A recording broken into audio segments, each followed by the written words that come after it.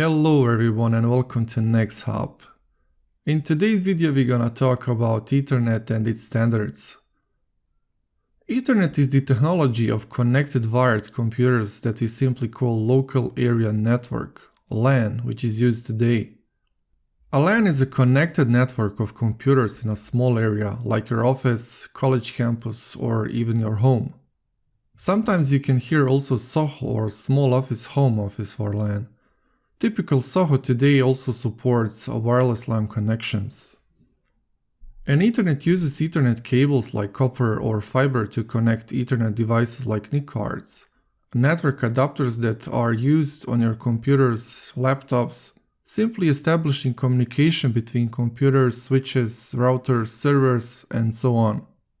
Ethernet refers to an entire family of standards.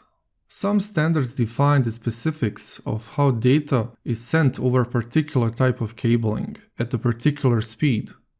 Other standards define protocols or rules that the Ethernet nodes must follow to be part of an Ethernet LAN.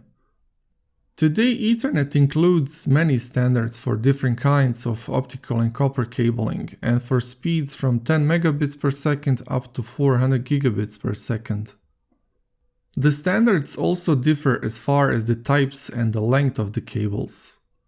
As we can see here, copper cabling in today's networks can go to maximum 10 gigabits per 100 meters. We must mention in copper connections we are using two different types for interconnecting different devices.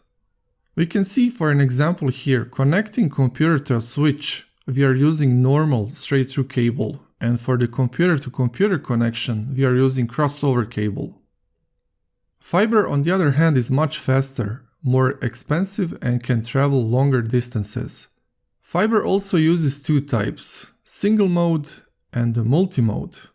Single mode travels longer distances, and multi-mode is for shorter distances. In modern networks, Ethernet uses a variety of Ethernet physical standards. Each individual link can run at a different speed. In this example, we can see a link between a hub and the first switch. It's called half duplex, and it means the device must wait to send if it's currently receiving a frame. In other words, it cannot send and receive data at the same time. While on the other link between switch 1 and switch 2 is full duplex. That means that device does not have to wait before sending, it can send and receive data at the same time. Now, to finish this video we need to mention one more thing, and that is addressing. The source and destination Ethernet address fields play a huge role in how Ethernet LANs work. Ethernet addresses are also called media access control or simply MAC addresses. They are 48 bits long binary numbers. Most computers today list MAC addresses as 12-digit hexadecimal numbers. As we send data, each device puts its own address in source address field and destination device's address.